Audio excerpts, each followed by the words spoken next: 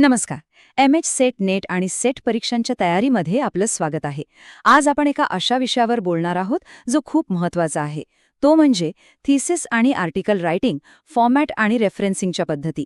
आपण हा संपूर्ण विषय सोप्या, स्पष्ट मराठी भाषेत समजून घेणार आहोत, जेणेकरून परीक्षेत चांगले गुण मिळवणं सोपं जाईल. बऱ्याच जणांना वाटतं की हा विषय खूपच किचकट आहे, म्हणजे एक प्रकारचा सापळाच आहे. पण खरं सांगायचं तर जर यातल्या संकल्पना, उदाहरणं आणि महत्त्वाच्या ट्रिक्स नीट समजून घेतल्या ना, तर हा विषय गुणांचा सापळा नाही, उलट एक जबरदस्त स्कोर बूस्टर ठरू शकतो. तर मग आज आपण काय काय बघणार आहोत? सगळ्यात आधी थिसिस आणि आर्टिकलमध्ये नेमका फरक काय आहे ते समजून घेऊ. मग थिसिसची रचना कशी असते, रिसर्च आर्टिकलचं स्वरूप कसं असतं आणि हो, रेफरन्सिंगच्या वेगवेगळ्या पद्धती सोप्या कशा करायच्या हेही पाहू. आणि सगळ्यात शेवटी परीक्षेत हमखास उपयोगी पडणाऱ्या काही खास ट्रिक्स आणि टिप्स सुद्धा आहेत. चला तर मग सुरुवात करूया. या विषयात पुढे जायचं असेल तर पहिली आणि सगळ्यात महत्त्वाची पायरी म्हणजे थिसिस आणि आर्टिकल या दोन शब्दांमधला मूळ फरक समजून घेणं. तर बघा, मुख्य फरक एकदम सोपा आहे. थिसिस, ज्याला आपण प्रबंधसुद्धा म्हणतो, तो असतो एका शैक्षणिक पदवीसाठी, म्हणजे तो खूप सविस्तर आणि मोठा असतो. या उलट रिसर्च आर्टिकल किंवा शोधनिबंध हा एका जर्नलमध्ये छापण्यासाठी असतो, म्हणजे तो खूप मोठ्या वाचक वर्गासाठी असतो आणि म्हणूनच तो संक्षिप्त असतो. एक आहे पदवीसाठी, दुसरा आहे प्रकाशनासाठी. इतकं सोपं आहे.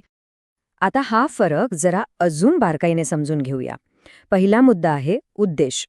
थिसिसचा उद्देश असतो पदवी मिळवणं, तर आर्टिकलचा उद्देश असतो आपले विशिष्ट शोधनिष्कर्ष लोकांपर्यंत पोचवणं. आता वाचक वर्ग.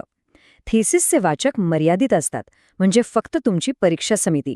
पण आर्टिकल हे जगभरातल्या वैज्ञानिक समुदायासाठी असतं. तिसरा फरक आहे लांबीचा. थिसिस 100हून जास्त पानांचा असू शकतो, पण आर्टिकल मात्र 3 ते 8,000 शब्दांमध्येच बसवायचं असतं. आणि शेवटचा मुद्दा व्याप्ती.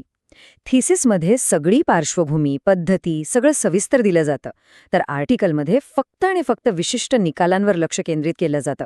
आणि हो, परीक्षेमध्ये ह्याच फरकांवर आधारित प्रश्न हमखास येतात, त्यामुळे हे लक्षात ठेवा. चला आता पुढच्या भागाकडे वळूया. आता आपण थिसिसची रचना समजून घेऊया. ही रचना म्हणजे परीक्षेसाठी एक तयार ब्लूप्रिंटच आहे.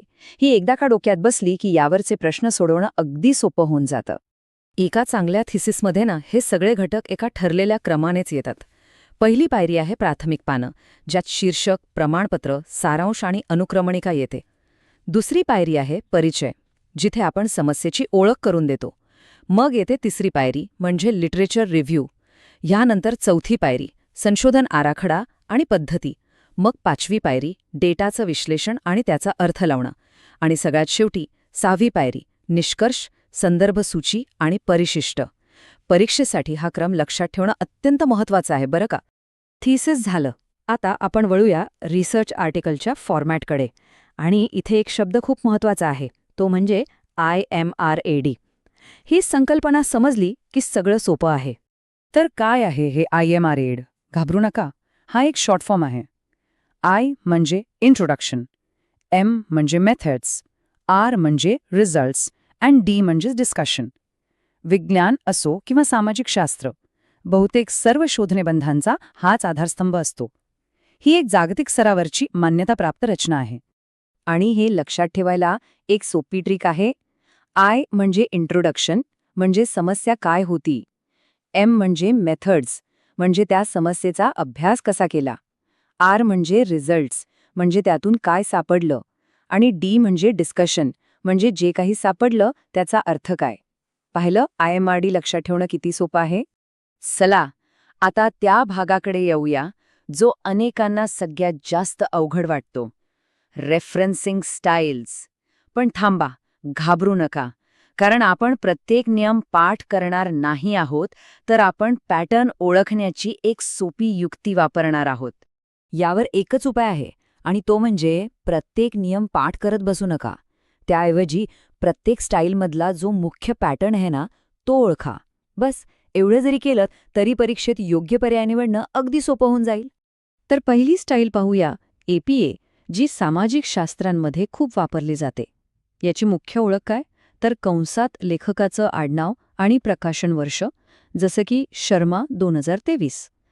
आणि याच्या संदर्भ सूचीचं शीर्षक नेहमी रेफरन्सेस असं असतं.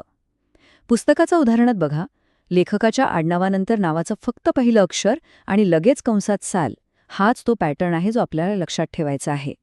आता बघूया MLA स्टाईल, जी मानववंशशास्त्र आणि भाषाविज्ञानासारख्या विषयांमध्ये वापरली जाते. इथे कंसात लेखकाच्या नावासोबत पान क्रमांक असतो, जसं की शर्मा 45, आणि संदर्भ सूचीचं शीर्षक असतं वर्क्स साइटेड. उदाहरणांमध्ये जर तुम्ही पाहिलं तर लेखकाचं पूर्ण नाव दिलंय आणि प्रकाशन वर्ष एकदम शेवटी येतं. हाच APA आणि MLA मधला मोठा आणि महत्त्वाचा फरक आहे, जो ओळखायला खूप मदत करतो. ही स्लाइड तर परीक्षेसाठी एक मास्टर की आहे असं समजा. फक्त 4 मुद्दे लक्षात ठेवा. पहिला फरक, इंटेक्स्ट सायटेशन, APA मध्ये ऑथर इयर तर MLA मध्ये ऑथर पेज. दुसरा फरक, सूचीचं शीर्षक. APA वापरतं रेफरन्सेस तर MLA वापरतं वर्क साइटेड. तिसरा फरक, लेखकाच्या नावात. APA मध्ये आडनाव आणि नावाचा आद्याक्षर तर MLA मध्ये आडनाव आणि पूर्ण नाव. आणि चौथा, सगळ्यात महत्त्वाचा फरक, वर्षाचं स्थान. APA मध्ये ते लेखकानंतर लगेच येतं तर MLA मध्ये एकदम शेवटी. हे 4 मुद्दे लक्षात ठेवले ना तर अनेक प्रश्न अगदी सहज सुटतील. आणि आता आपण आलो आहोत शेवटच्या आणि अत्यंत महत्त्वाच्या भागाकडे, top exam tricks and tips. इथे आपण त्या सामान्य चुका पाहणार आहोत, ज्या टाळल्या तर आपले हक्काचे गुण वाचू शकतात. काही सामान्य चुकांमुळे आपले गुण कमी होऊ शकतात. बघूया कोणत्या आहेत त्या. पहिली चूक, 2 वेगवेगळ्या स्टाईल्सची खिचडी करणं. असं कधीच करू नका. दुसरी चूक, फक्त शेवटी संदर्भ सूची देणं पण मूळ लिखाणात सायटेशन्स द्यायला विसरणं. तिसरी चूक, लेखक, वर्ष किंवा प्रकाशकाचं नाव अशी अपूर्ण माहिती देणं. आणि चौथी चूक, संदर्भ सूची लेखकाच्या आडनावाप्रमाणे अल्फाबेटिकल ऑर्डरमध्ये न लावणं. या चुका कटाक्षाने टाळायलाच हव्यात. तर मग आजच्या या सगळ्या माहितीचा सार काय, तो या एका वाक्यात दडला आहे. फॉर्मॅटवर प्रभुत्व मिळवा आणि गुणांवर प्रभुत्व मिळवा. या विषयाची रचना आणि नियम एकदा का नीट समजले की यात गुण मिळवणं अगदीच सोपं आहे. परीक्षेसाठी तुम्हा सर्वांना खूप खूप शुभेच्छा.